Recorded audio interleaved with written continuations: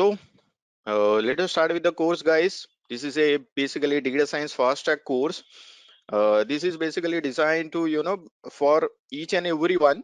Okay, those who are from the non-statistical background, non-programming background, they also able to get this particular thing. They also able to understand data science. Okay, that's how I designed this particular course. I'm your mentor for this particular course. I'm your host. I'm Nawaz Sheikh. I'm a corporate trainer and consultant.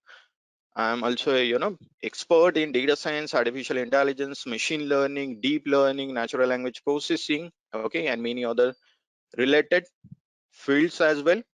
Okay, I'm a data science consultant and trainer with 3+ years of experience in data science, and I handle a lot of many different fields of data and clean those data, and by using various tools like Python, R, you know MySQL, Power BI, Tableau. These are the data visualization tool. I also build a model of machine learning and deep learning. I implemented it, and I also deploy those model on various interfaces like Flash, Heroku, as well as cloud, AWS, Azure. So guys, let us talk about the agenda of today's session. We will be starting with the introduction to data science. Then we'll overview the bootcamp. Okay, what will be the different skills we'll be talking about and we'll be learning throughout this particular bootcamp. Then we'll be talking about the data science process in each and every data science. What are the different steps to implement? Then we'll be talking about introduction to Python. Python, as we know, it is a very important and very popular programming language, and it's very important in data science. Okay, because around 90%, or I can say 95% data science professional, those are using programming language which is nothing but Python. Okay, many professionals are preferring this particular language. Okay, like we have lot of different languages. Okay, like we have R, which is nothing but the alternative to Python, but we also check that particular programming language, but we will starting with the Python first. Okay, then we'll be talking about Jupyter Notebook. So as we know, those who don't know about the Jupyter Notebook is the IDE for Python. From here, Jupyter Notebook, you can be able to access Python, and it's very beginner friendly language. Though those who don't know about anything, okay, this particular field, they also able to understand, okay, how to create the code, how to run the code, okay, by using Jupyter Notebook. Then we'll be talking about the all the basic data types in Python, and then we also explore some of the important libraries which are there for data science. Okay, Pandas and Numpy library. Then let's go and explore one by one. As we know, guys, what is data science? Okay, so guys, if we're talking about data science, so I can say data science is an interdisciplinary field that combines statistical analysis, our machine learning algorithms, as well as data visualization techniques. For what? For extracting insights and knowledge from the data, right? Like, we alternating to this, we can simply say data science is nothing but the science of getting insights from the data, isn't it? Like in data science, basically there are a lot of things. Like data science basically involves like collecting the data, cleaning the data, processing the data, analyzing the large data sets to identify patterns and trends, and relationships that can be used to make informed decisions and predictions. Again, understand the data science, like data science able to draws on a variety of disciplines, including statistics, mathematics, computer science, and other specific knowledge to solve complex problem and create value from the data. So you know which, in short, we can simply use data science okay, in each and every domain. Okay, if you have a data of healthcare domain, so you can use that particular data of healthcare domain, and you can analyze that data by using data science. You can get it the insight from the data. You can simply go and build the models like which can predict the disease, and which can reduce the mortality of humans, right? Another thing is that you can build the dashboard as well, right? So this is just for the healthcare domain. Now you can use the data science in robotics domain, you can use it in marketing, you can use it in finance, you can use it in e-commerce. In each and every domain, I can say you can use it, right? And nowadays all companies are using data science in their businesses, okay, to increase the growth as well as their sales.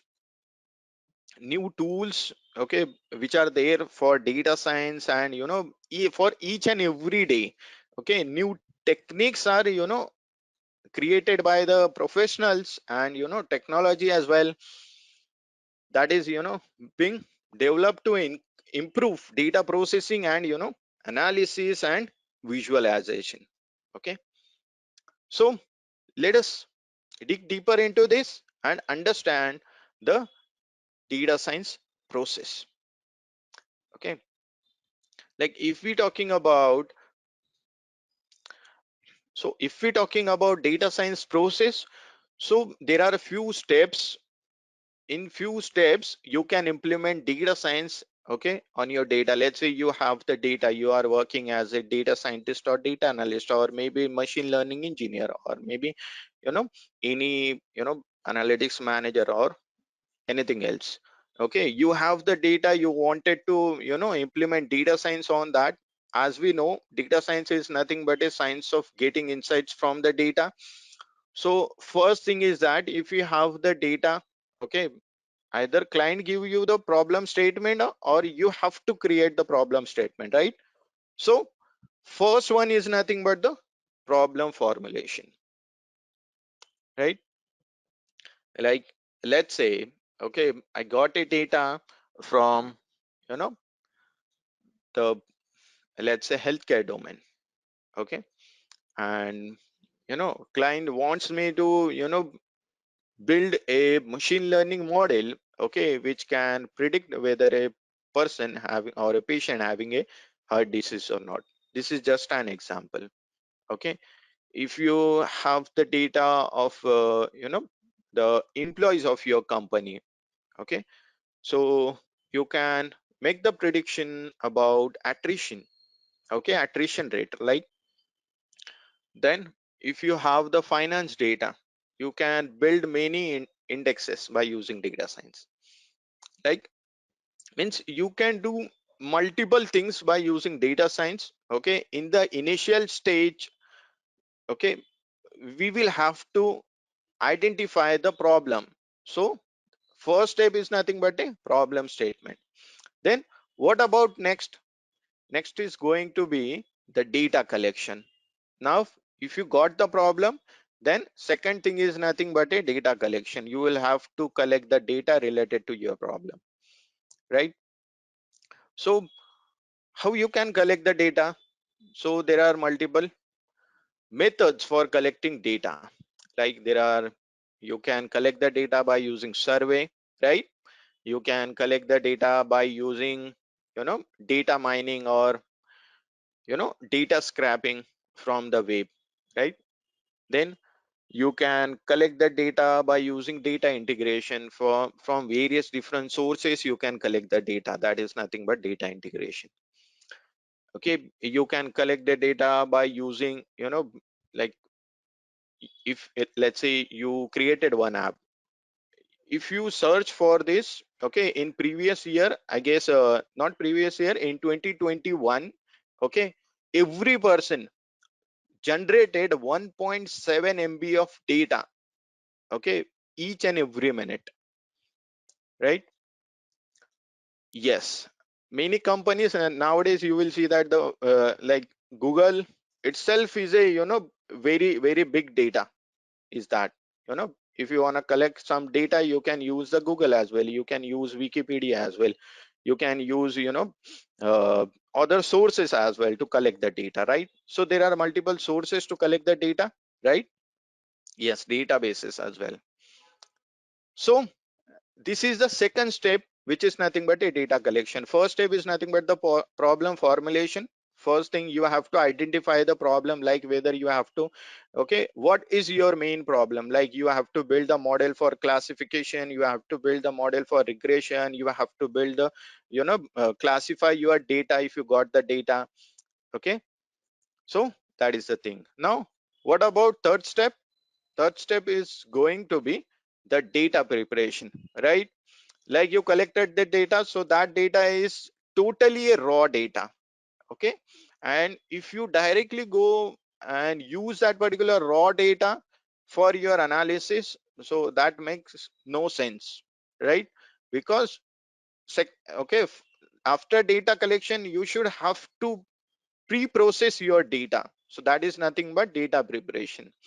So in the data preparation, right, you collected data preparation from survey, from machine, from your app, from databases, from Wikipedia, from anything, from questionnaires. Okay, so you will find that there are a lot of mistakes are there, there are a lot of errors are there in your data, right? So for that, okay, you will have to pre-process the data. So what are the different data pre-processing methods, data preparation methods are there? So you will have to go with the first missing values, check the format, okay? Then check the duplicate values. Okay, if there are duplicate value, then remove those, right? Okay, if there are missing values, so you can there are multiple methods. Either you can remove or either you can replace by the mean median mode, depends on the format of the data, right? Then you will have to check data is balanced or not, right? Then you will have to find out the outliers. Many of you, if you don't know about the outliers, so we'll be talking about the outliers in the upcoming session. So then you will have to identify the outlier. Okay, and there are outlier detection methods are there. Like simple thing is that you just plot the box plot and you can detect the outlier. Outlier is simply the you know the extreme value, I can say. Okay, let's say you have the like the normal age is nothing but the 0 to, let's say, 80 or 100. Okay, if someone says that okay his age is 150, okay, so that is the you know the outlier, I would say. Okay, that is not correct. Okay, so those points you should taking into account, you should have to understand these things, then only you can able to prepare your data for the model building part. Again, there are like there will be some kind of character, some kind of special symbols will be there, so you should have to remove those symbols as well. Then data exploration step is there. Okay, what is data exploration? Now here the thing is that in the data exploration you will have to build the few plots, you will have to create the few plots, then you will have to transform your data, okay, to get ready for your further analysis, to get ready your data for further analysis.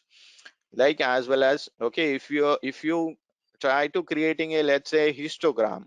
Okay, so histogram itself, okay, tell you the lot of things. Okay, it will tell you the the distribution of your variable, isn't it? It will tell you the whether the shape of your distribution, it will tell you the the range of your variable, right? Okay, it will tell you the is there any outlier or not. Okay, as well. So from histogram as well, from this one plot as well, you can be able to you know get the lot of insights of your data. Okay, that is also the main important step. So that is nothing but a data exploration. So modeling is nothing but the, after you explore the lot of data, okay, then you finalize the data, like for building the model, right? So after building if you are building a model, so you will have to know which kind of model you will have to build, either the model of classification or the regression, depends on your problem formulation, right? Then in the modeling step, you will have to use the machine learning, deep learning algorithms, right? And in the modeling itself, you will find that okay, a lot of models are there. Like if you wanna build a regression model, so how many different algorithms are there for regression? Like a regression model itself, multiple linear regression model is there, few non-linear regression model as well, like polynomial regression, quadratic regression models are there. Yeah, yeah. So these are for the classification. If you're talking about the classification model, like the support vector machine is there, logistic regression is there, k nearest neighbor is there, naive Bayes is there. What else? Decision tree is there, random forest is there, right? So many different models are there, and we can use those model to build them, our machine learning model, right? Then what about next? After building the model, we have the further step, which is nothing but the evaluation. Okay, evaluation is very much important. Clustering is another topic, guys. Clustering, you can use the clustering in the grouping your data. So you can use it in the data preparation or data pre-processing step for grouping your data.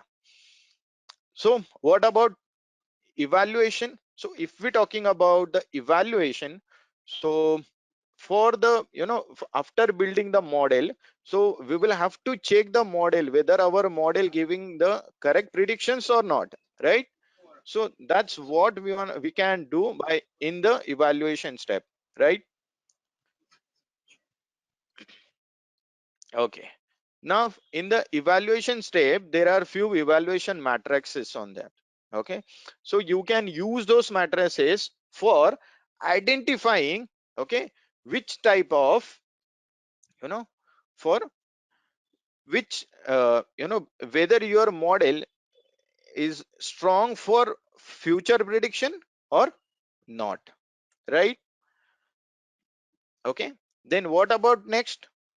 After this, here you will see that the deployment. Okay, so you evaluated the model, you created the lot of model. Let's say you created the 10 models, okay, of your data set. Then you evaluated those model, okay, and out of those 10 models, okay, you got to know that one model which is giving me highest accuracy as well as the highest different evaluation matrices like f1 score, precision, recall. Okay, if in terms of regression, so you will find that the r square, adjusted r square, aics, bics. Okay, like guys, I know for few, okay, these terms are totally new for those, but okay, we'll be talking about this, we'll explain this all the terms in upcoming sessions, so don't worry about this. So this is the data science process, and guys, in each and every data science project you will have to go with this step. Okay, step one is nothing but the problem formulation, then data collection. Okay, most of the time if you are working for the company, you will get the data automatically from the client, right? So as well as you will have the problem statement with that. Okay, like client give you the data and client saying that, okay, client wants to know the the prediction model for their upcoming project, or any kind of prediction model for classification or regression, right? So this first two step, okay, will already given to you, okay, if you are working for the company many times. Like if the company, like who wanted to start his product, so at that time you will have to form your own problem formulation, then you will have to collect your own data set, and then you can go ahead with the further steps. Okay, so guys, if like if you're talking about Python, so as we all know, this is a most common language for data science. Okay, and many professionals are preferring this Python language for handling data science projects, okay, and writing code of data science projects. So simply we can say that Python is a high level interpreted programming language that is widely used in uh, data science, we can say, web development, artificial intelligence, and many other domains. Okay, like it was first created by the Guido van Rossum, okay, in 1991, okay, and he released in the same year. Okay, and now this programming language is one of the most popular programming language in the world. Okay, Python, I can say, is also known for its simplicity, reliability, and readability and easy of use. Yeah, we'll be exploring the Python code, okay, after some time, then you will understand this thing. Okay, it has a large and active community of developers who contribute to its development and create numerous libraries and frameworks that make it easier to work with. Okay, and we also see it like that Python is also an interpreted language, as well as it's a cross platform language, which means that, okay, if you're talking about interpreted language, so the meaning of this particular word is nothing but the code is executed line by line, okay, which makes it easy to use for beginners who want to learn programming, right? Like it is also a cross platform language, which is nothing but, okay, it can able to run on various operating systems like Windows, Mac, Linux. Okay, so we can say that Python has a vast ecosystem of libraries, including Numpy, Pandas, Matplotlib, and sklearn, as well as lot of different libraries like TensorFlow, Seaborn library is there, Beautiful Soap is there, SkyPy is there. Okay, lot of libraries are there. Okay, and all libraries are the open source. Okay, like it's versatile, you know versatility and easy of use make it a popular choice for building web applications, as well as automating task and scripting as well. Overall, I can say Python is very popular and flexible programming language that is widely used in various industries and domain. Okay, and one of the domain is nothing but data science. Now guys, let's go straight into the uh, you know Python programming language. Let's understand how you can download this, and let's go to the create some code and get our hand dirty with this. So let me open the browser.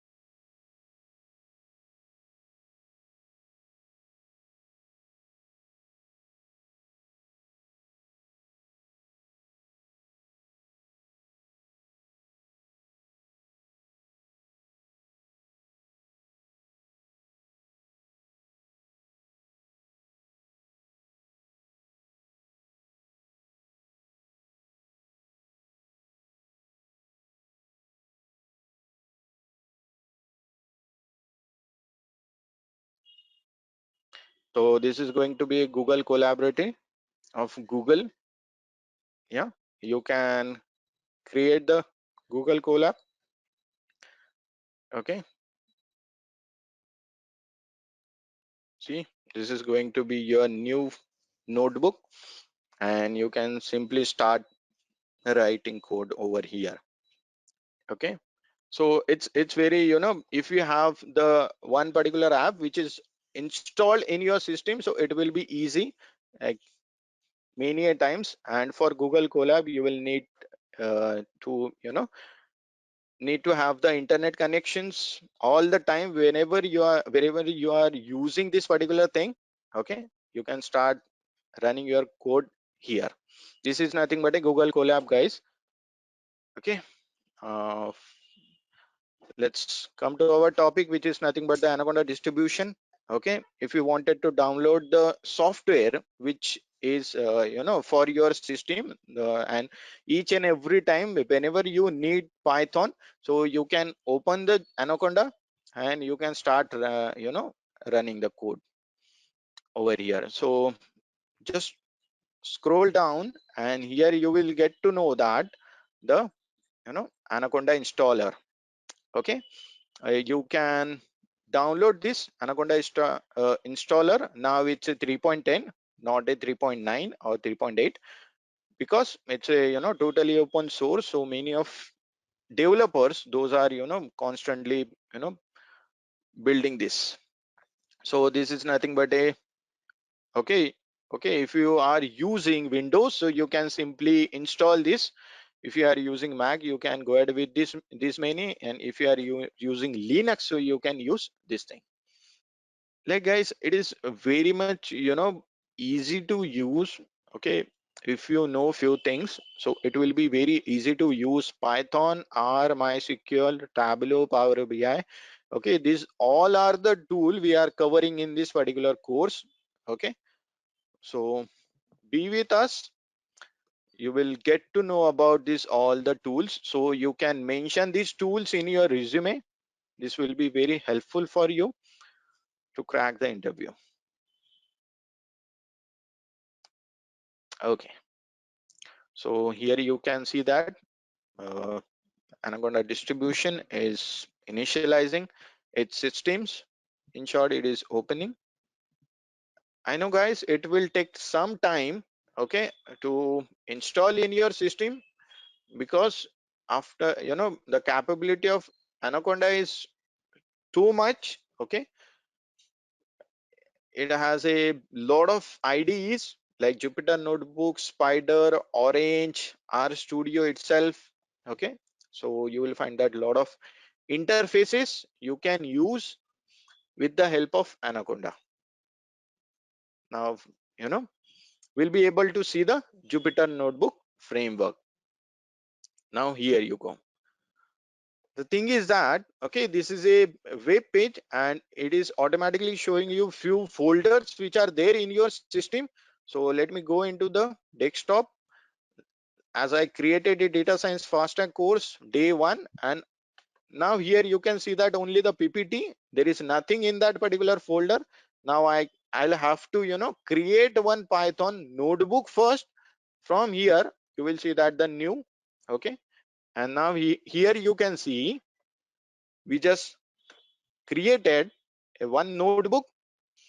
Now basically the thing is that, okay, this is a Jupyter Notebook framework, and there are few buttons over here.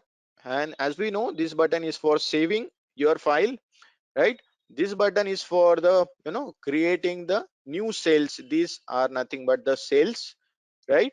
So like I am creating the new cells. See, now second thing is that if you wanted to remove particular cell or cut the particular cell, you can simply cut particular cell like this.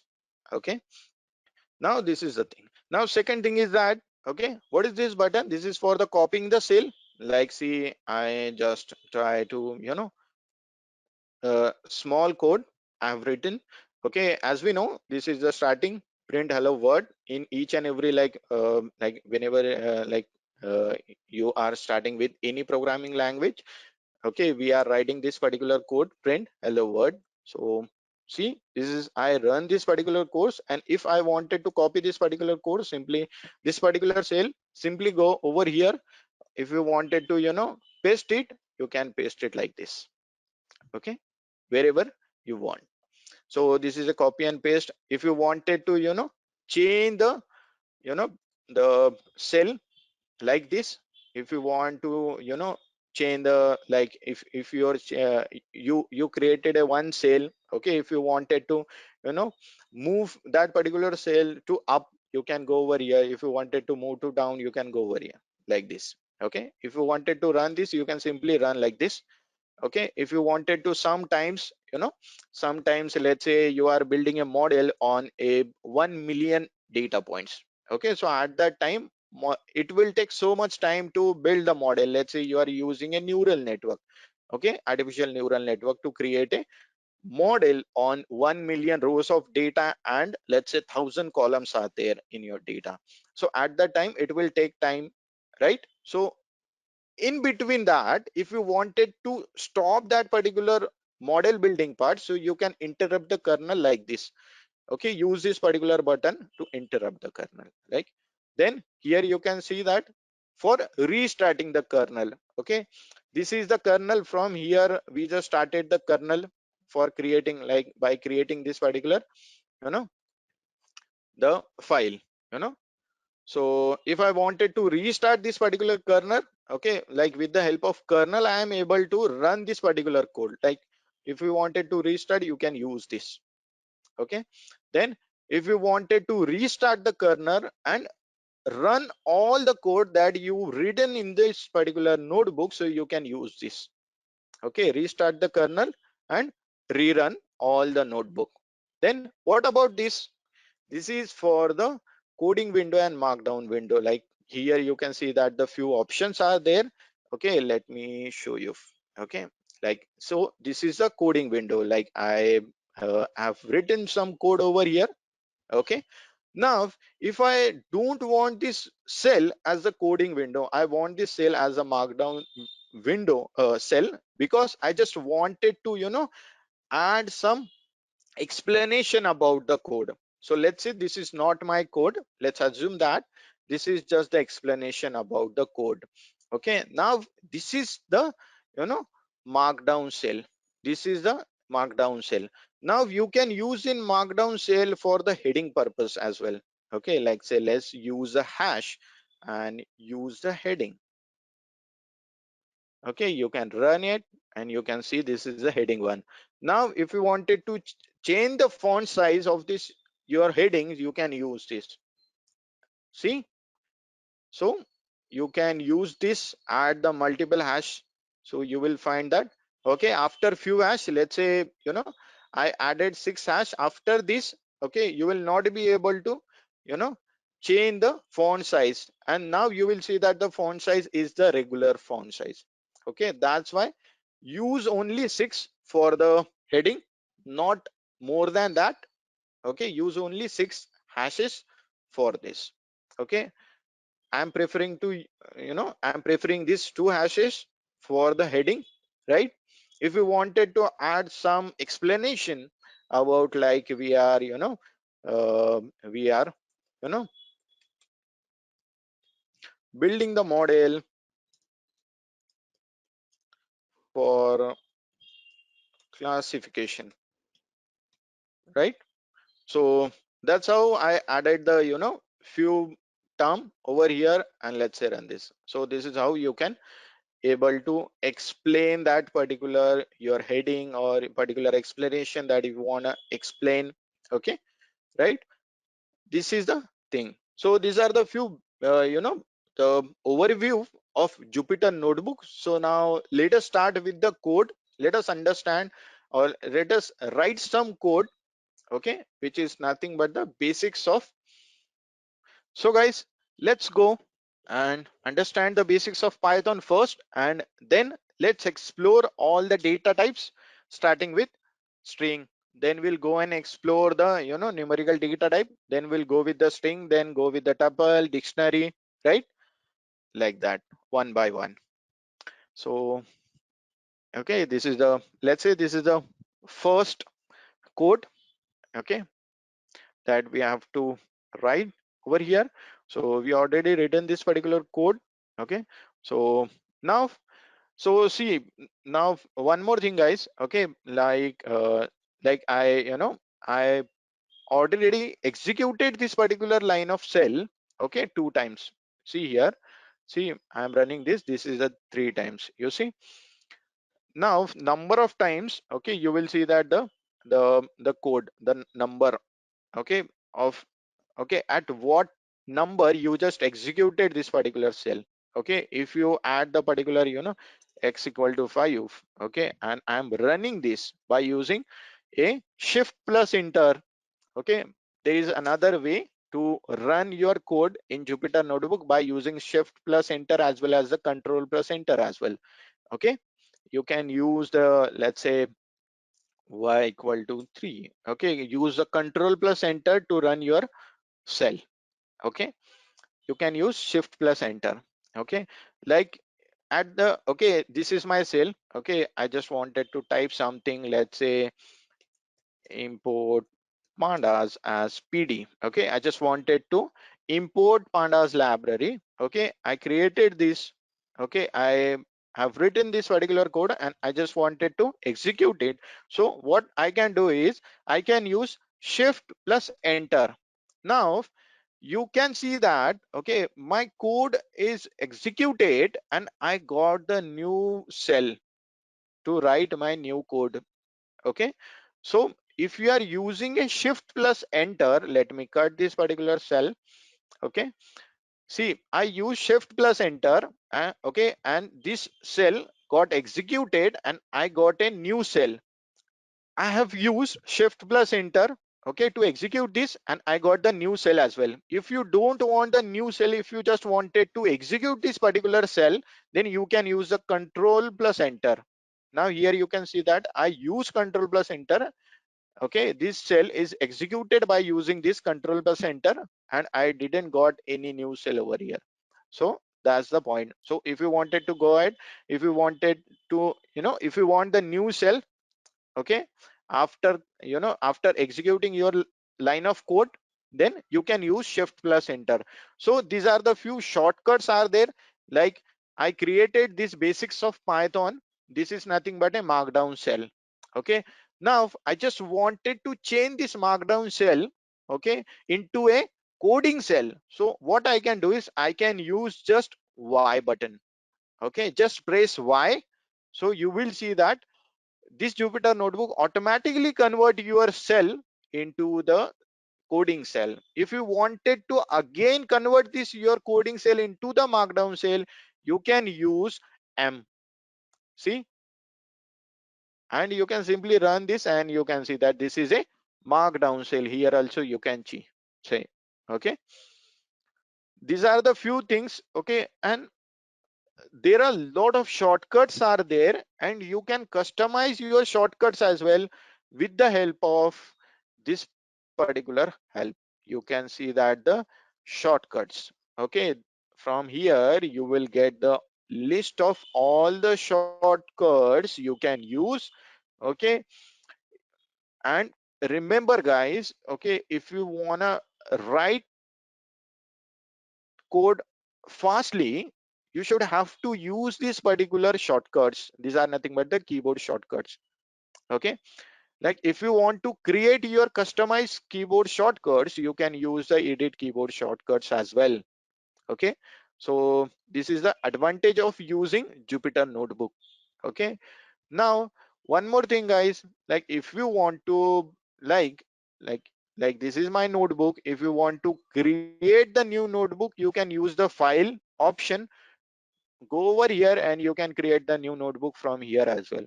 If there is, already you created a notebook and which is there in your system, if you wanted to open this, you can go over here, you can open this.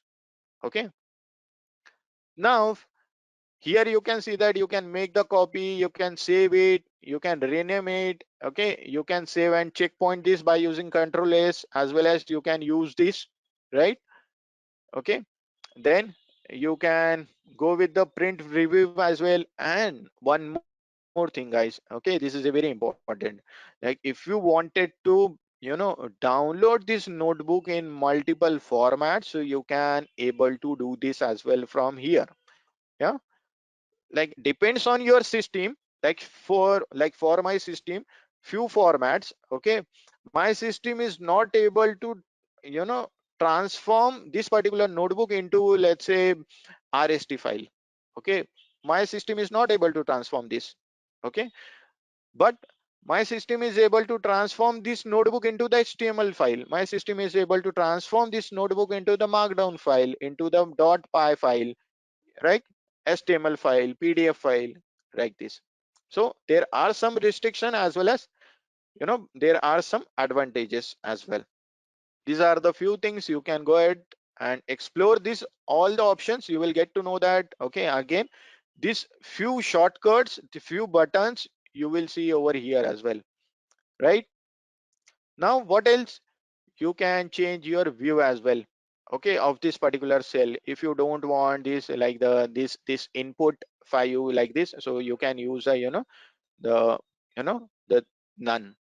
So simply you can get this thing like this. If you wanted to insert the cell, you can use the A button or B. You can press A and B, you will be able to insert the cell. Like I can insert the cell from here as well, okay, as well as insert the cell below as well to this particular cell.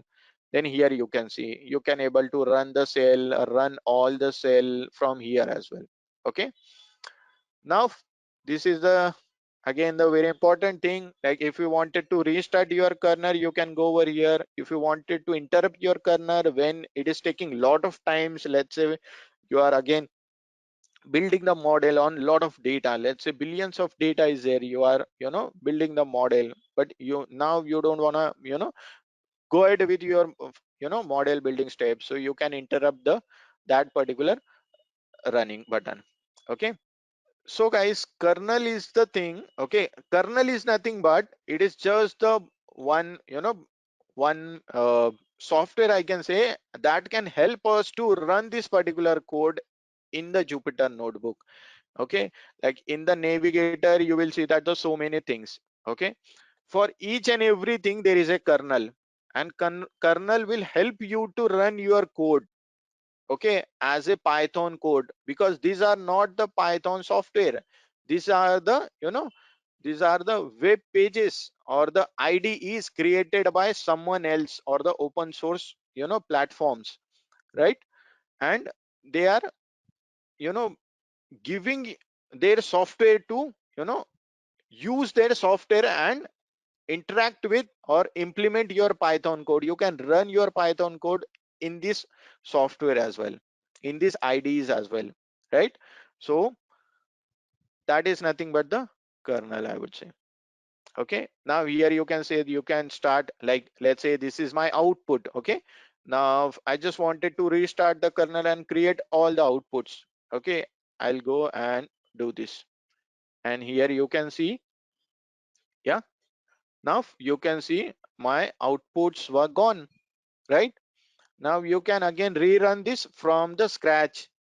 Now see, initial, like input value is nothing over here, right? If I am running this particular code or executing this, now you can see input is 1. Okay, which means that, okay, one time this particular cell is executed, like that. Okay, you can explore this thing, you can save the notebook, clear the notebook, you can download the notebook as well. You can see that the help.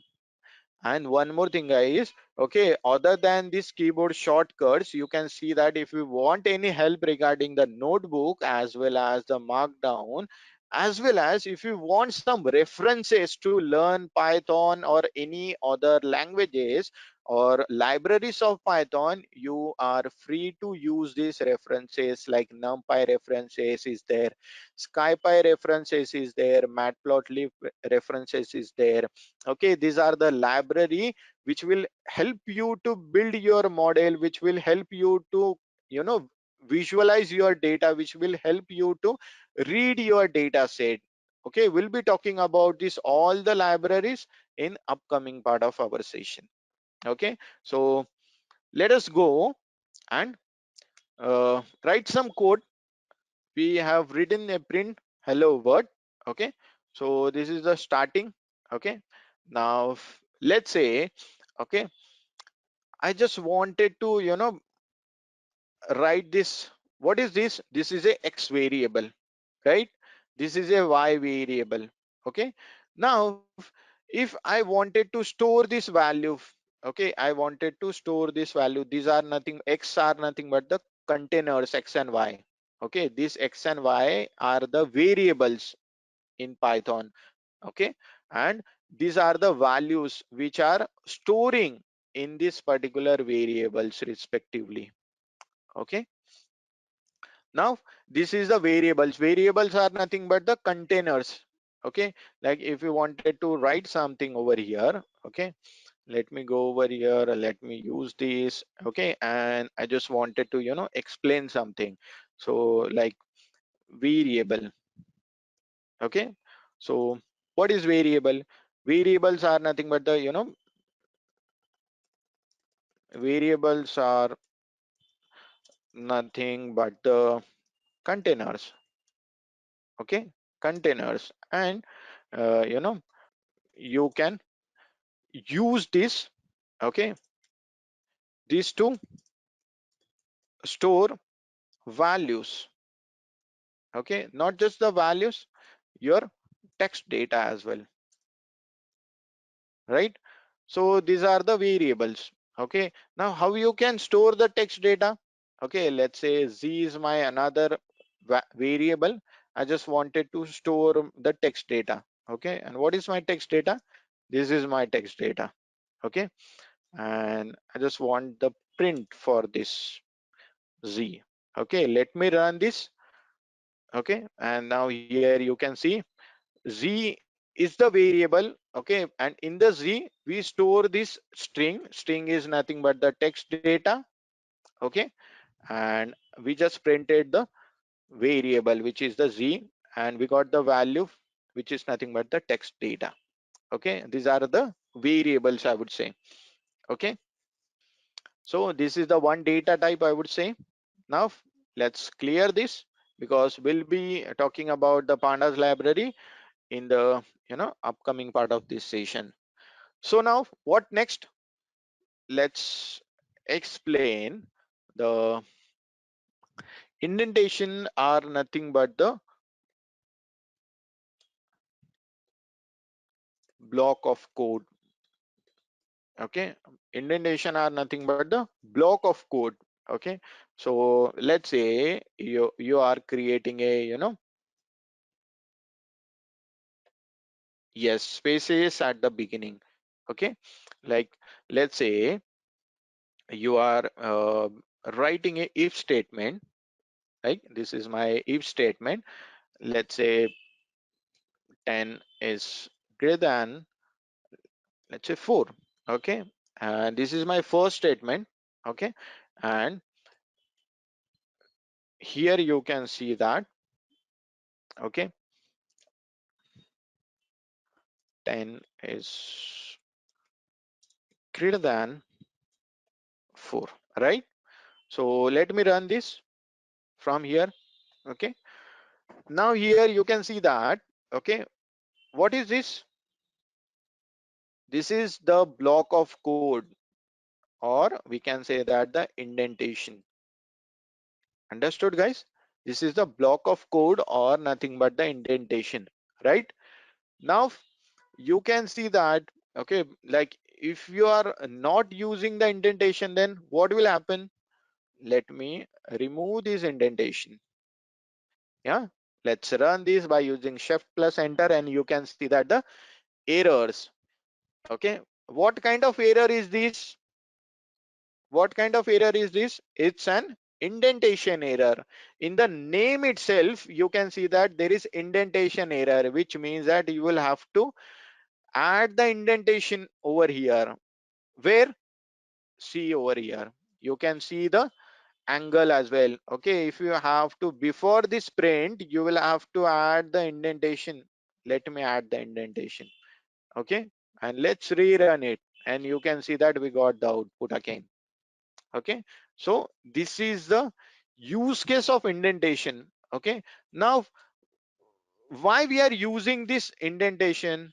How to use in, how to add indentation?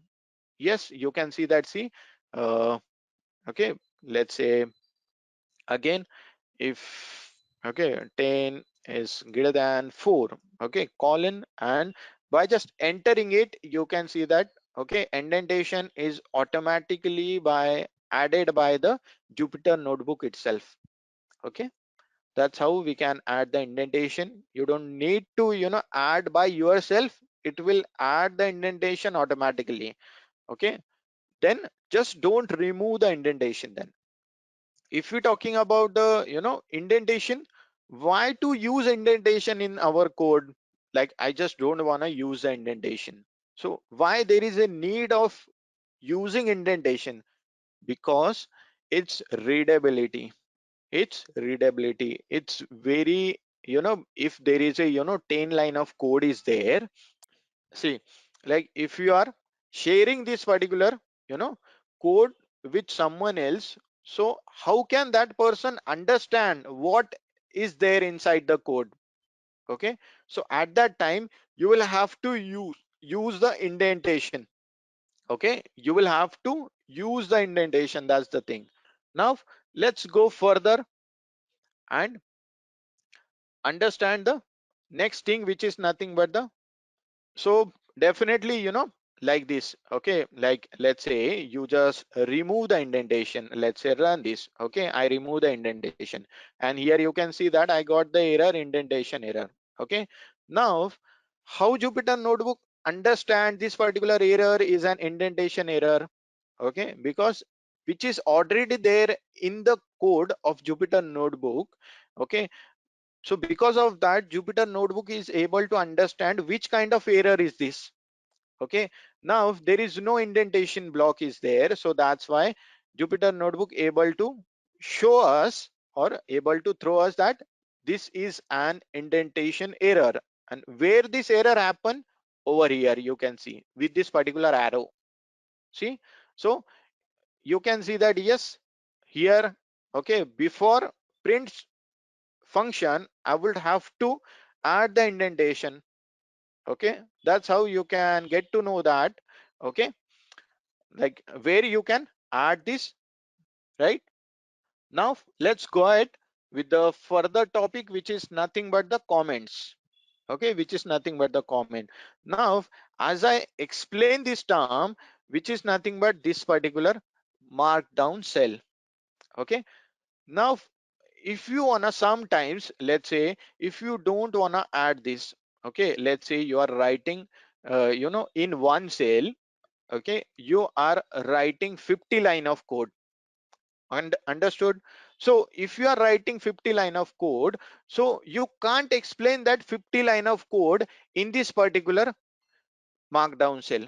Okay, because, okay, if someone who don't know what is there in your code, so for that, okay, you will have to write the, the explanation about your code at, each and every line. Let's say I'm adding hash over here. I'm adding, this is the if statement, you know statement is this. Okay, here if statement is starting, let's say. So this is my comment. Okay, this is my comment. Let's go and run this and you can see. Okay, comment doesn't affect my code, right? One more thing is that readability is increase. Understood? Readability is increase. So this is the thing. So you can add the comment at the starting of your code. You can add anywhere. You can't add the in between. Okay, you can't the comment. You can't add the comment over here. You can add the comment at the beginning, at the above, I can say. Okay, after the code, then you can use this over here. You can add the comment over here as well. You know, here as well. Now, this is the one more thing. Now, what is another thing? There is absolute difference between comment and heading. Okay, one most popular difference is nothing but the heading is nothing but here the itself in the heading is nothing but, let's say, title. Okay, or you are starting some new topic from here, right? That is nothing but the heading. if you are commenting, which means you are explaining this code. Okay, that is the difference. Okay, you can go ahead with the heading. Okay, whenever there is a new topic coming, let's say there are 7 steps in data science projects, right?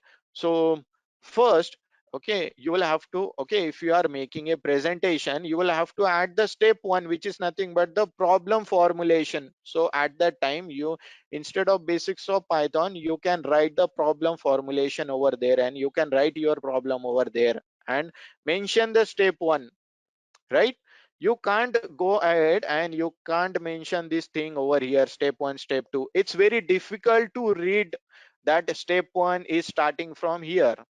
Okay, because there is, thousands line of code you will see in each and every data science project. So if you are adding step 1 over here, so like no one understand, right? So you will have to, if you add the step 1 over here, so it's very easy to, visually it's very easy to see, yes, step 1 is starting from here, right? So that's the main difference between the, heading and comments. Comments we are using for the explaining our code if there is a lot of, large number of code is there, and heading is nothing but just explaining, yes, we are starting particular topic from here. Okay, right? This is a one line comment. Okay, what if I just wanted to add the multiple line of comment? So at each and every time I'll have to add the hash at the starting of this particular line.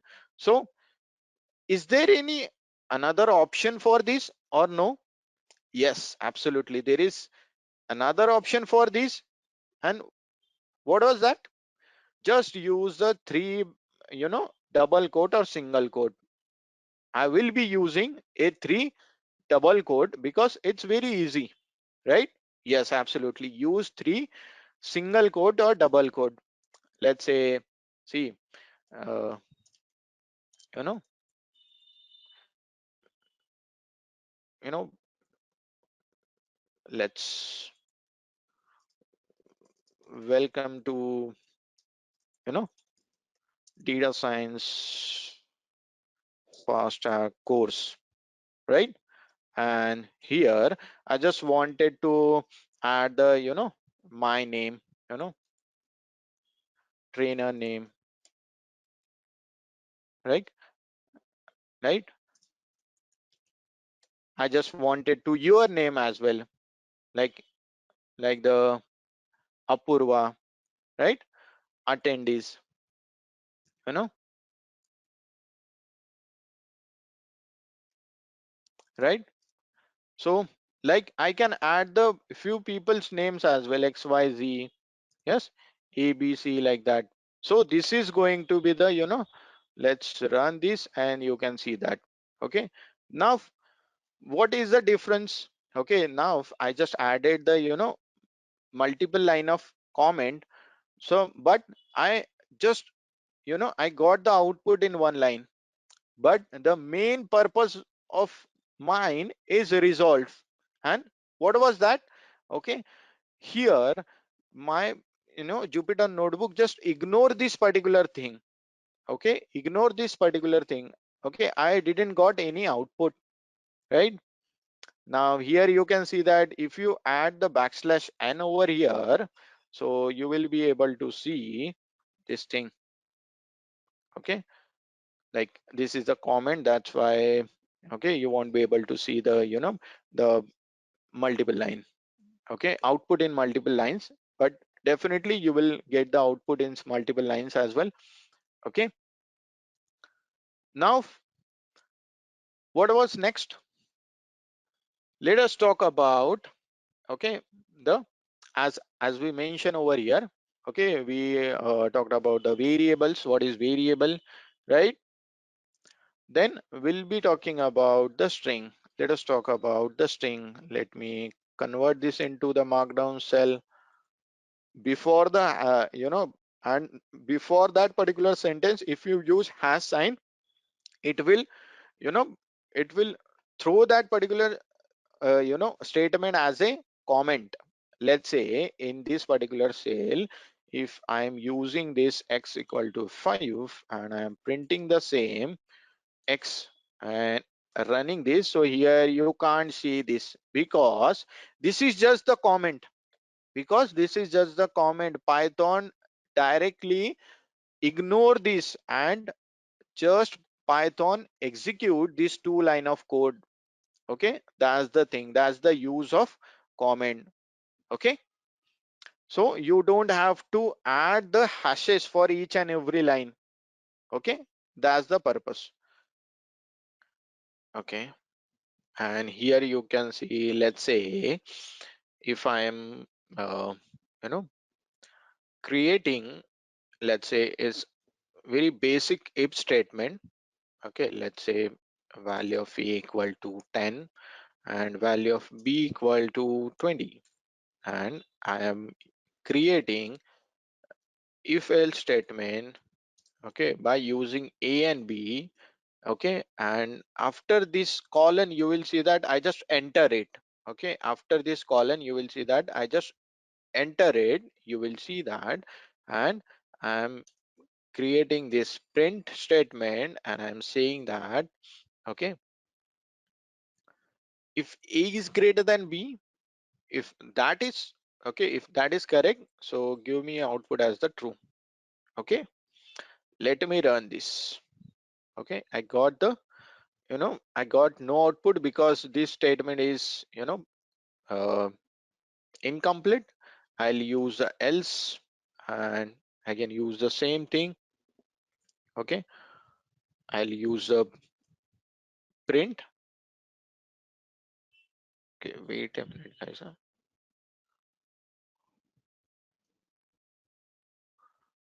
Okay, yeah, so I'm using print false. Yep. Okay, and let me run this, and here you can see I got the output as a false. And now here you can see I just added the indentation over here, print, because, okay, for this if statement, okay, there is a requirement for this indentation, then only we can be, okay, this code will run.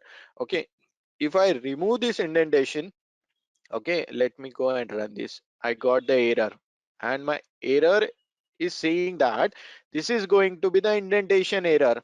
Okay, if I am, okay, going with this, let's say uh, any different error, so definitely it will throw us a definite different error, not the indentation error. It will specify the error name. Okay, whether the syntax error is there or the indentation is there or any other error is there, right? So right now there is an indentation error. Okay, because I just remove the indentation from here. Okay, and indentations are very much useful to read the code. Okay, it will like indentation are just improving the readability of the code. You see, it is just improve the readability of the code. So that's why we are using the indentation, that's it, no other use for this indentation. Okay, it will improve your readability. So there are a lot of things at that time we'll be using the indentations, not only for the if statement. This is just the example, okay, to show you, because if else statement is very easy to understand. If I write any difficult any complicated formula or the loop here, then you will not understand that thing. So to understand the main intention, what I am trying to say, okay, that's why I use the if else statement, because it is very easy. Okay, anyone can understand this. Okay, so we'll explore the indentation again in the upcoming part when we are using the for, when we are creating the for loop, while loop, you know this kind of thing. Now let's go and explore the string. Okay, but before exploring the string, okay, there are something which is important about the variables that we are talking about, the variables. x equal to 5, y equal to 3, z equal to text data, like this. Okay, so let me create this particular thing.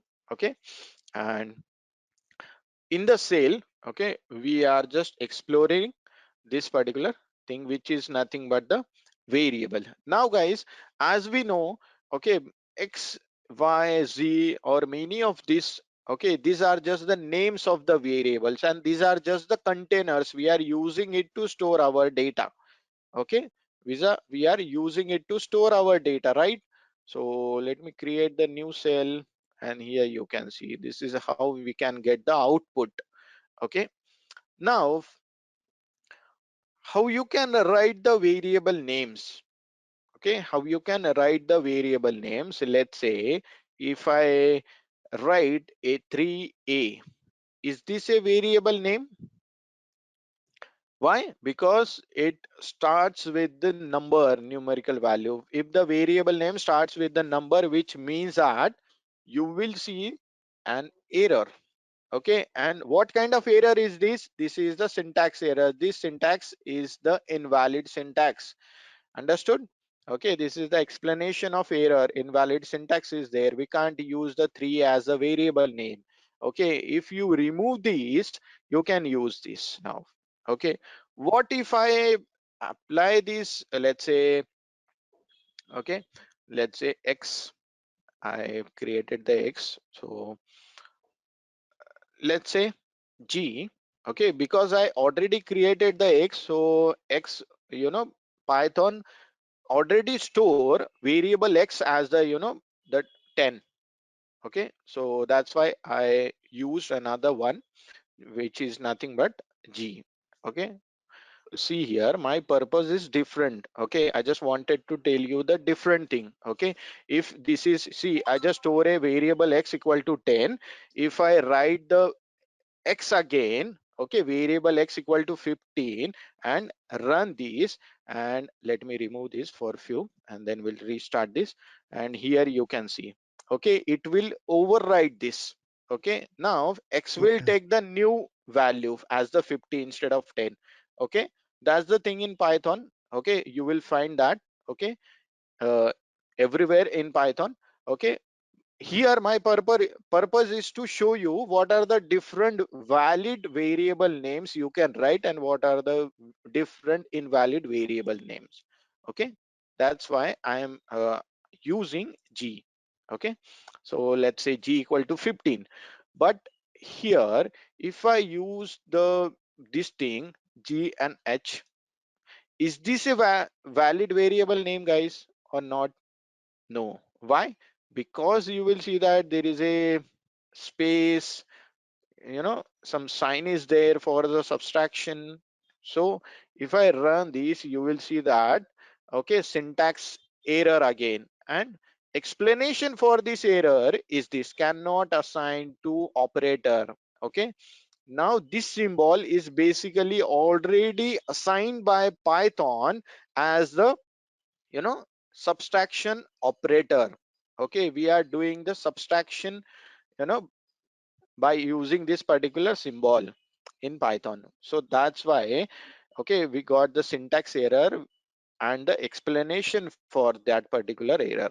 Understood? So these are the few, you know, invalid variable names. Okay, like you can't use the, you know, number, like you can't use the, you know, s- the any other character, like any other symbol. You can't use the operator plus, minus, subtraction, multiplication. You can't use that in your variable name. Okay, we can start with the underscore as well. Why? Because there is one thing. Okay, because when you are writing, you know, multiple word variable name, okay, let's say in the census data you wanna write, you know, uh, the, let's say, education, education of, let's say, someone, huh? So you can use this as a variable name. Okay, you can use this as a variable name, so you can use the underscore character, right? So you can start your variable name by underscore character or any letter, right? So that's the thing.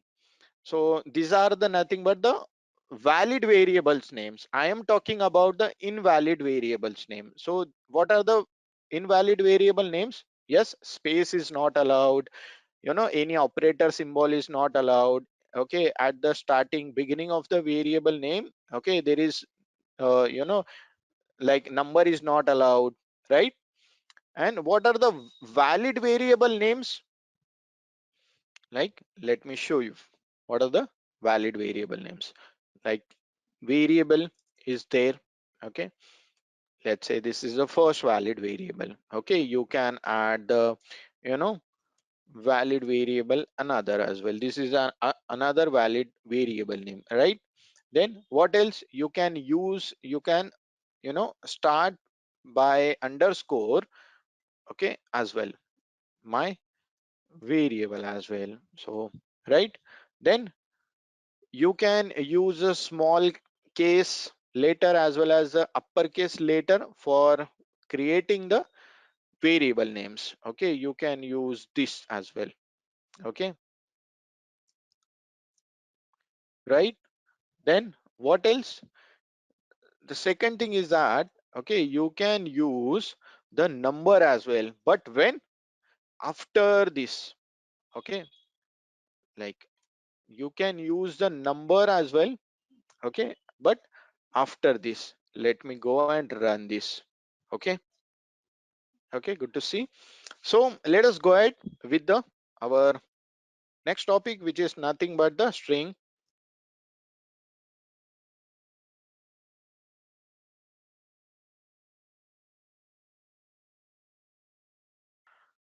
Okay, now let us go ahead with the string.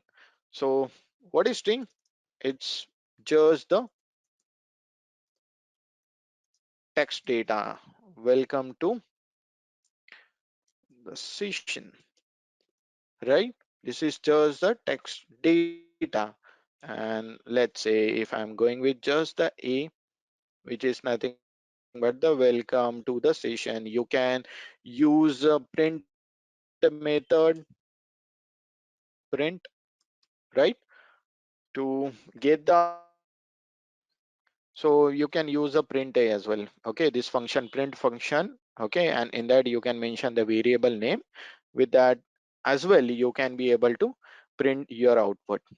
Okay, let's go ahead and deeper into it and understand the slicing. Slicing is the method for taking the sub part of the string.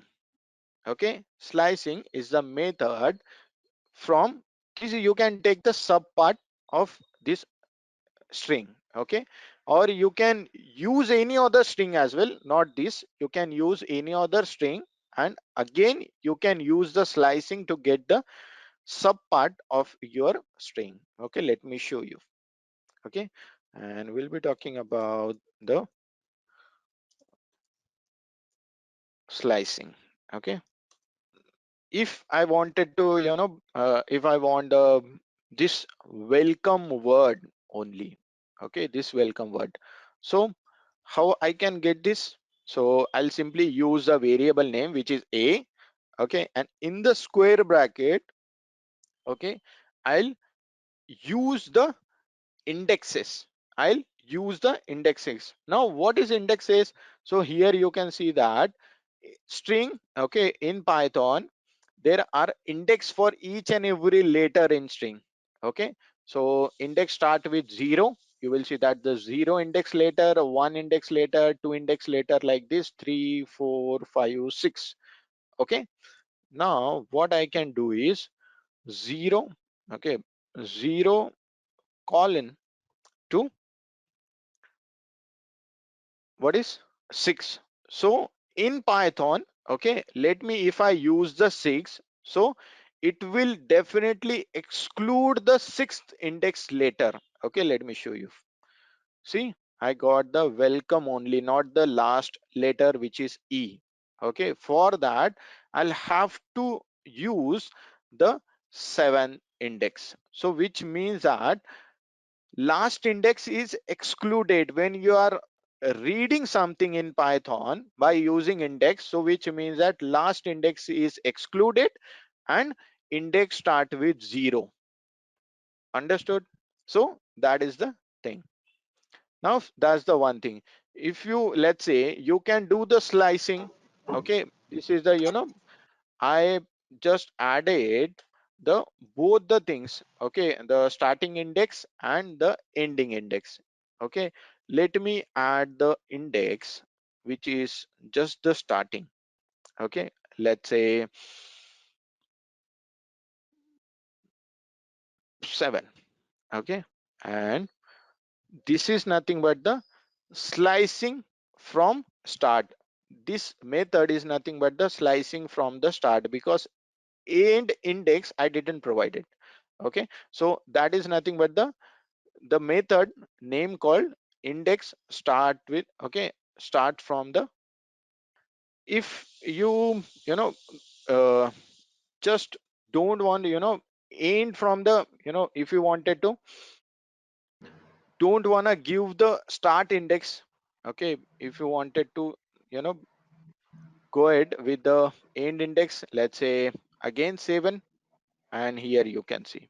Okay, this is also possible. So which means that I'm showing you the different ways of slicing. Okay, you can use this way, either this way or either this way, you can use any way. Okay, this is from the start, this is to the end, right? And you know also one more thing, there is negative index as well. Okay, there is negative index as well. Let's say I'll be using -1, so -1 start from this.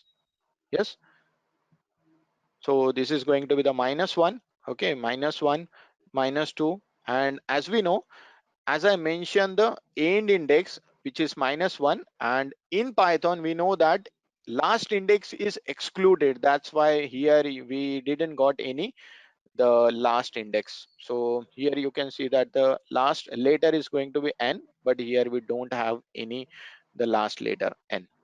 Okay, so that is the thing. Okay, I can use this as like this. Okay, again I can use this same thing again. Okay, but in the negative index start from, and this is going to be the n2, right? Now let's go ahead with the different methods. Okay, like here uh, few inbuilt methods are there, right? No, there is no there is no mandatory situation, right? You if you don't want, then you don't use the print command as well. Okay, to get the output, you can simply use a variable name as well. Now there are few inbuilt methods as well. Okay, and what are the different methods are there? Okay, like let me show you the one method.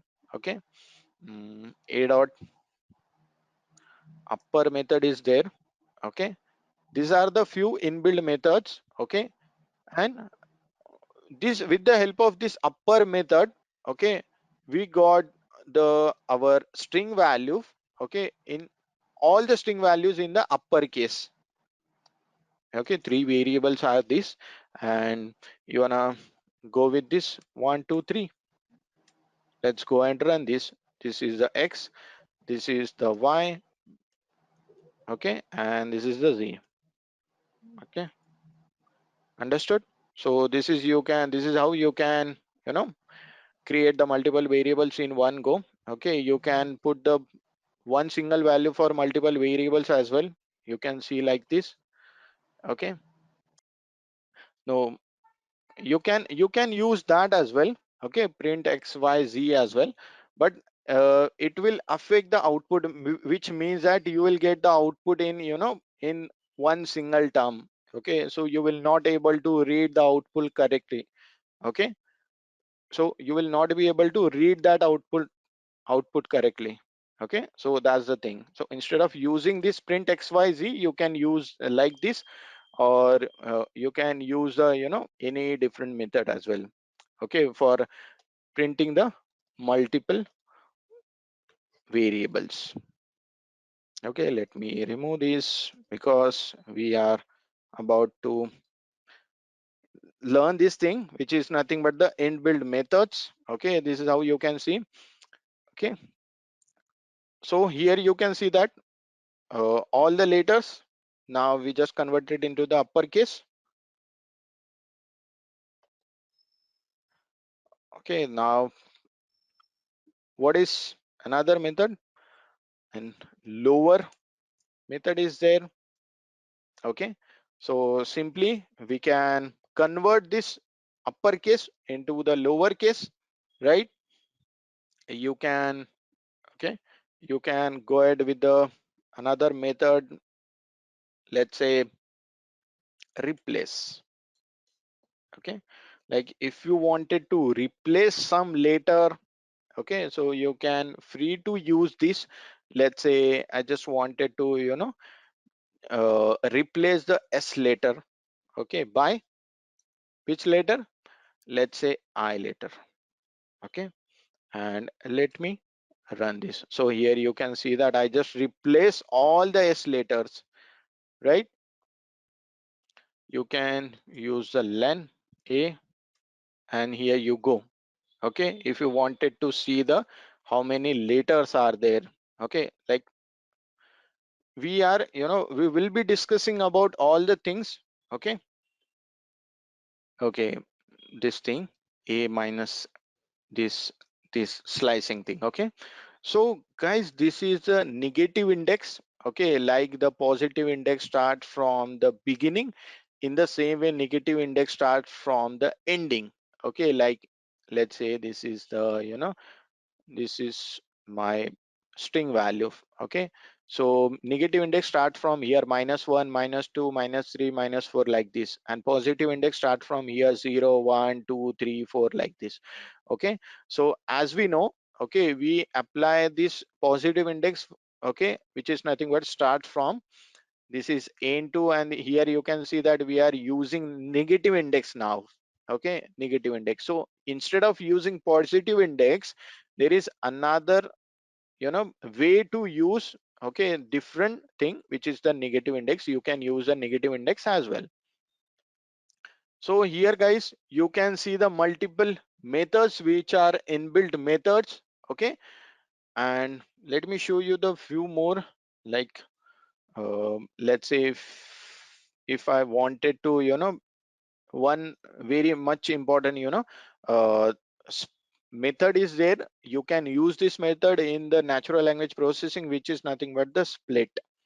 Okay, if you wanted to, uh, you know you split your string into the, you know multiple, or the into the multiple words. Let's say here you can see the 4 different words. Okay, so I can simply use a split method, and by using a, spaces, here you can see the spaces. With this space I can able to, you know split this. So let me go and show you. So here you can see I got the list of words, also known as the bag of words. Okay, with the help of split method. This is very helpful. This is also known as the tokens. I just created the tokens as well. These are the few methods, guys. Okay, you can use as the inbuilt methods. Okay, there are a lot of different methods you can use. Okay, like the capitalize method. Okay, like we already have our, the first letter of our sentence is nothing but the capital, so don't need to use the capital, capitalize method over here. That's why I didn't show you. Okay, so that's the thing. Now second thing is that, okay, these are the few methods, guys. I am showing you the, the how you can, process your string data. Okay, if there is a string data you have, okay, so what are the different methods you can process that data?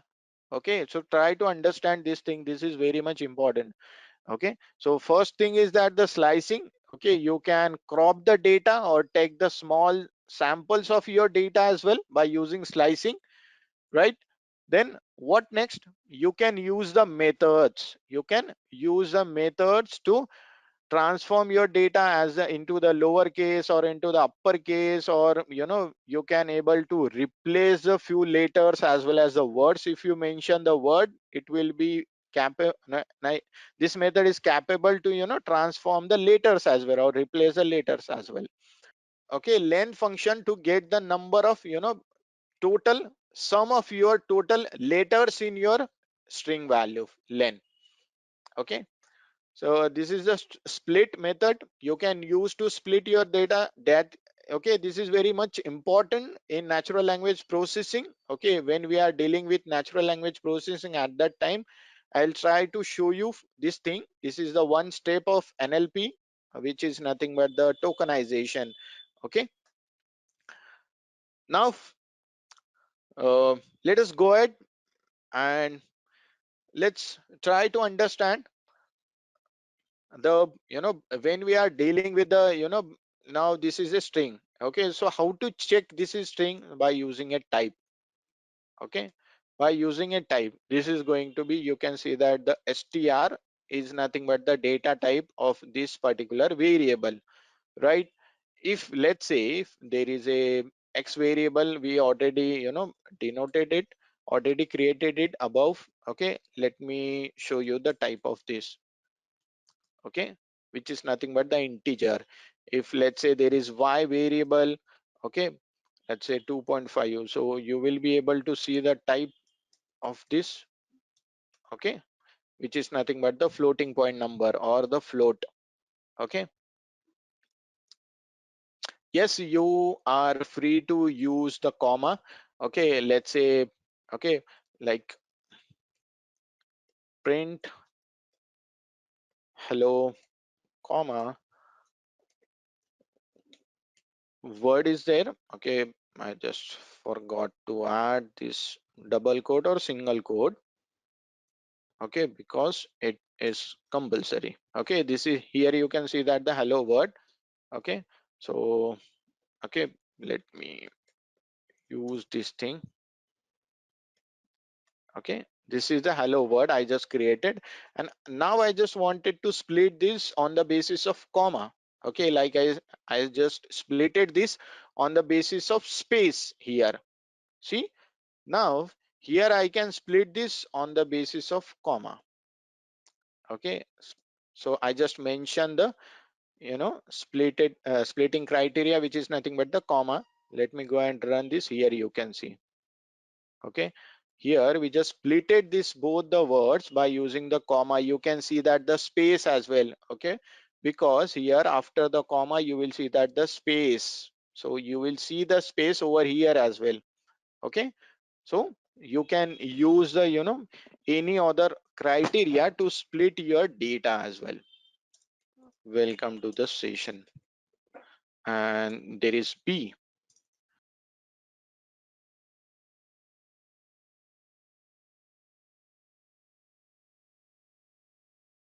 Okay, you guys are awesome, right? This is another case. So is it possible to join these two? Yes, A plus B. Yeah, let's go and run this. Here you can see. Now one more thing is that, okay, here you can, okay, we didn't add the space, so let us add the space over here as well. Okay, so you can use the simple way, you can use the space over here, and this is how you can add the space. There is another way, you can go with any other way. Okay, like I just added the space like this, and let me go and run this. Here you can see. Okay, now here this space is from here. Okay, so there are many ways to do it, right? Now if let's say, okay, let's say there is another variable c called 1000, right? And I just wanted to add different data types. Okay, and in the error as well you will see that what kind of error is this? Type error. Okay, which is showing that it can only concatenate the string, not the integer. Okay, so Now the thing is that I'll have to convert this. I'll have to convert these into the string. Okay. And how to convert this? By using this. Okay. And let me run this. Now you can see that. Okay. Now here you can see that you guys are awesome 1000. Yeah. So that is how you can add this number into this particular thing. Now you can see that, guys, I just added this string over here. What is this? This is nothing but the casting. Okay, this is the casting. So which means that if the data types are different, if you wanted to add let's say number in your statement, and so you can do this way. Okay, there is another way, you can simply add the number over here. Okay, but sometimes, okay, let's say you are creating a on daily basis, you know, you will have to create the report of your company. Okay, and each and every day the numbers will be different. So how you can generate the reports? So at that time you will have to, you know, add some methods over there. Okay, let's say what are the different methods are there. Let's say this is the example. Let's say age equal to 36. Okay, I created the variable age which is equal to 36. How to convert string to number? Simply use, instead of, you know, okay, here, okay, let's say, okay, this is your string, so you can't convert this into the integer, right? If this is my string, okay, let's say this is my string, because, okay, let's say, okay, let me show you this thing. Okay,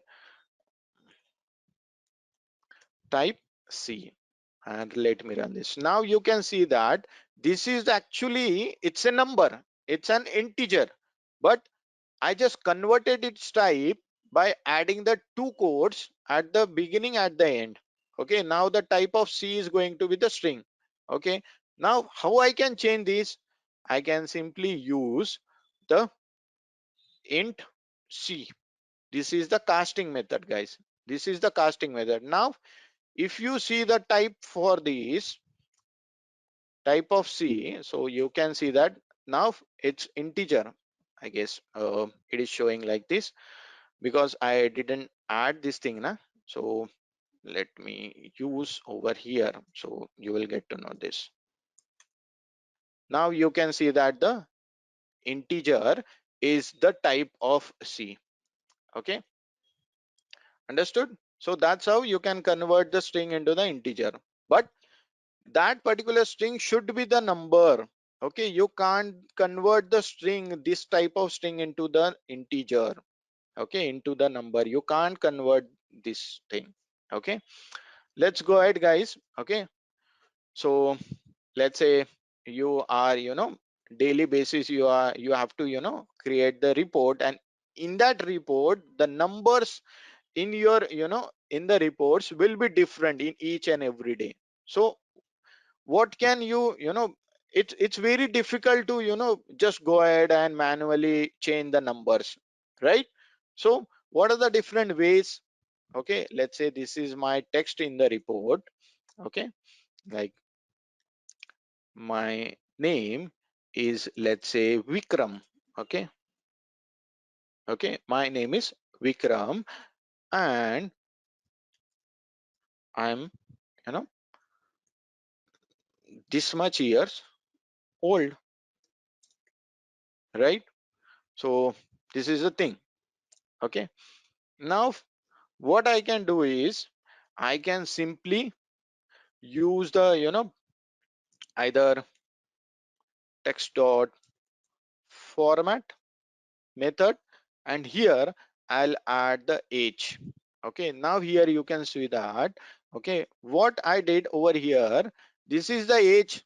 Okay, and each and every day, okay, let's say this is, let's say, my company's number, and this is changing each and every day. Okay, and I'll have to update this. Okay, my pattern for sentence, okay, the sentence is same for each and every day, but the number is different. Okay, so I'll have to add the number at this particular place. So over here I'll add the curly brackets. Okay, and I'll use a format method. Okay, and here you can see that I just mentioned the variable name. Okay, and the value of the variable name, and let's go and run this. Now here you can see that my name is Vikram and I'm a 36 years old, right? So this is how you can use the format method. Okay, understood.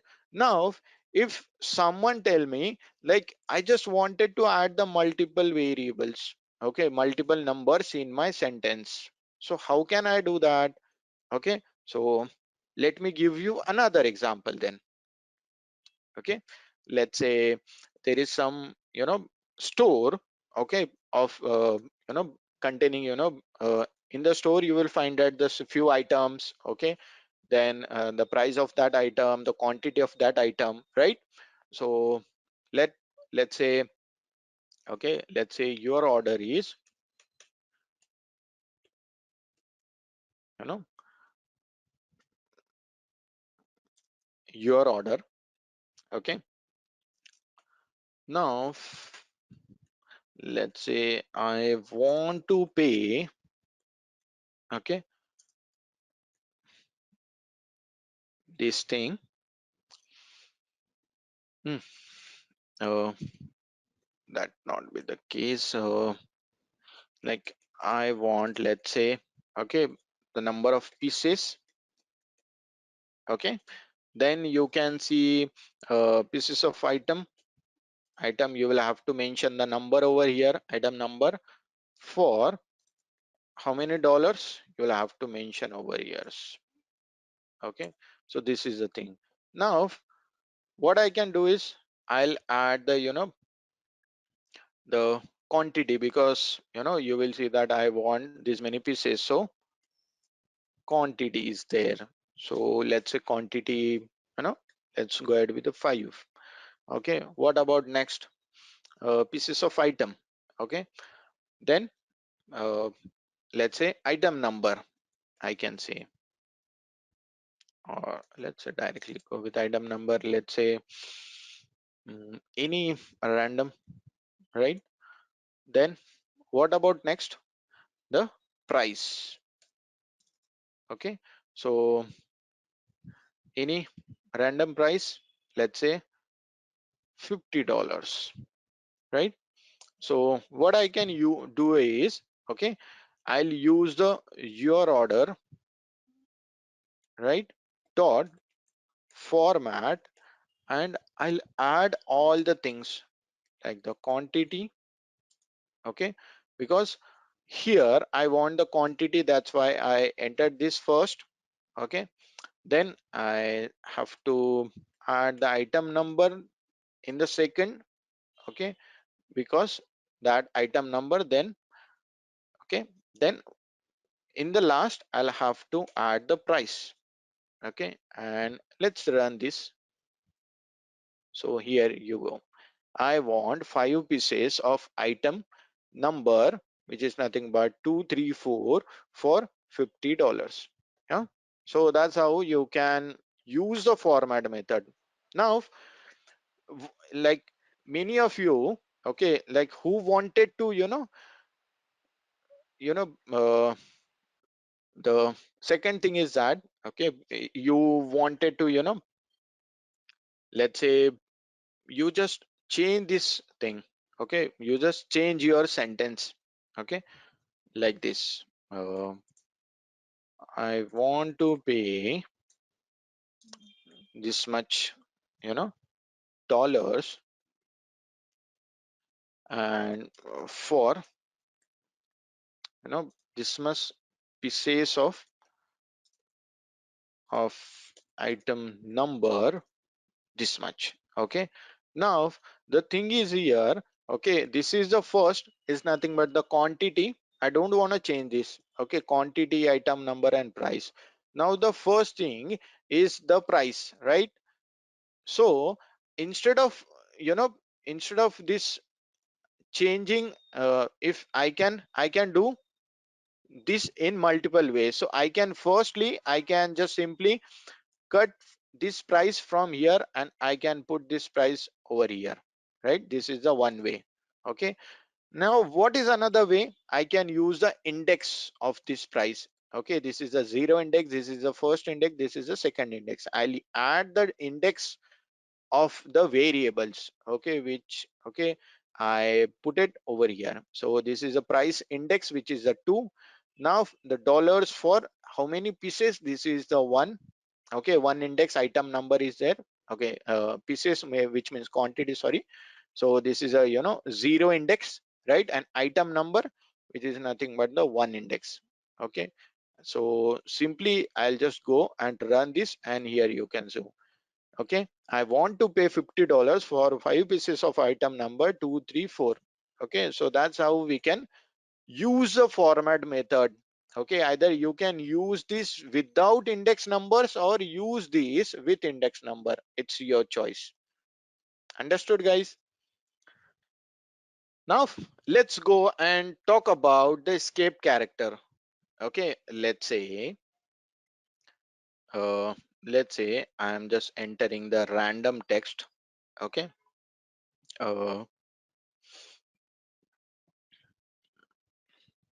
mm, anything, any random text. uh, let's say, again, my name is Vikram. Okay, and I am, let's say, 20 years old, right? So this is my text. Let me go and run this. Okay, now, okay, here you can do, let's say, want to add the, you know the, you know double code to this particular letter. So what will happen? Let me go and run this. I got the error. Now what to do? Okay, I don't want to remove this particular double quote. Okay, I don't want to remove this double quote. Now what I can do is, I'll simply use a backslash. I simply use a backslash, okay, at the beginning of this double quote. Wherever double quote is there, which is extra, not the this one. Okay, not this one, guys. Okay, the extra in between you added. Okay, so I added two double quotes over here, and I added this backslash. This backslash are nothing but the escape characters. Okay, and let me go and run this. Now here you can see I got the output, which is showing that print txt. So as we know, we have multiple ways to, get the output. You can simply type the text as well. Okay, you can use a print txt as well, right? So see, this is my output, and we got the output with the double quotes. Okay, so that's the thing. So this is nothing but the escape character. Many times you will have to use this escape character. Okay, and we'll be explaining this escape character when we are reading the data. Okay, now you are saying why there is a need for this escape character? Because sometimes, okay, you are reading the data here. Let's say in my, in my particular this link here, you can see that the few forward slash is there, right? So this forward slash is against, again, restore by Python for some other purpose. Okay, let's say, okay, this double code is reserved by Python for creating the string, right? Okay, I created the string by entering the string in between these two double quotes, or you can use two single quotes as well, right? So this is my string. Okay, and we are creating the string by using the double quotes or single quote, right? So that's why I can't use the double quote, okay, in between the string. So if I want the string, if I want the double quote in between the string, so then I'll have to add the, you know backslash. So it will automatically ignore this double quote as the, you know this double quotes, because the purpose of this double quote is different and the purpose of this double quote is different. Got it? Now let us go ahead and understand few more things. Okay, let's say, okay, this is the thing. Okay, and now, okay, you want this my name is Vikram in the first line, and you want this I am 20 years old in this another line. So what I can do is I'll simply use backslash n. Okay, with the help of backslash n, okay, it will give me this particular next this particular sentence into the next line. Okay, let me show you. See, okay, so these are the few escape characters are there, like the backslash. Okay, backslash is there, then you will see that uh, the backslash n is there, then you will see that the backslash t is there, like you will see that the so many escape character. Like if I use the backslash t and let me run these, and here you can see the space, the tab space. Got it? So like that you can use this multiple escape characters, right? Okay, so these are the few escape characters are there. Now what about the booleans? Go with this kind of scenario, what will be the output of this particular print 10 is greater than 9? That is nothing but the boolean output. Now you can see that the output in terms of 0 and 1. Okay, output in terms of 0, sorry, true and false. Yeah, so you can see this thing. So if you add this thing, you can see the false output, right? Now these are nothing but the boolean values, right? So we are using this in the if else statement. Okay, while creating the for loop. Okay, while creating the the nested for loop, nested if else statement. Okay, we are using it for, okay, in the multiple ways. And in short, okay, like in while we are creating machine learning model, so in at the like in at the time of we are finding out the missing values. Okay, so if you just find out the missing values, so it will give you the output in terms of true and false. If you go with the sum, then it will show you the sum, otherwise it will show you the true false value. Okay, you can check that thing. Yeah, so we'll be explaining that thing in the upcoming part of the session. Yeah, so these are nothing but the boolean values, right? Okay, now this is the official website numpy.org.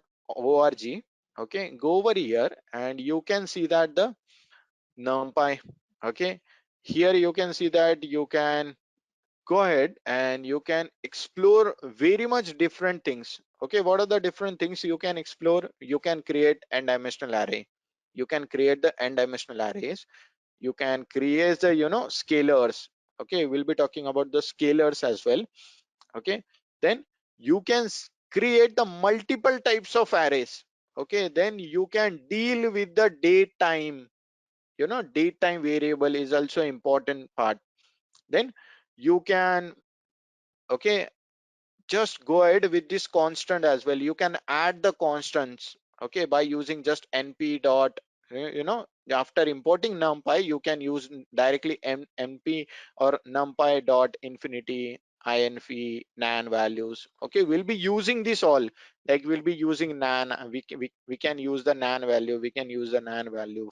Okay, we can use the pi value, like which means it's a very statistical, we can use this to create a some n-dimensional array, as well as we can use this to do some statistical analysis as well.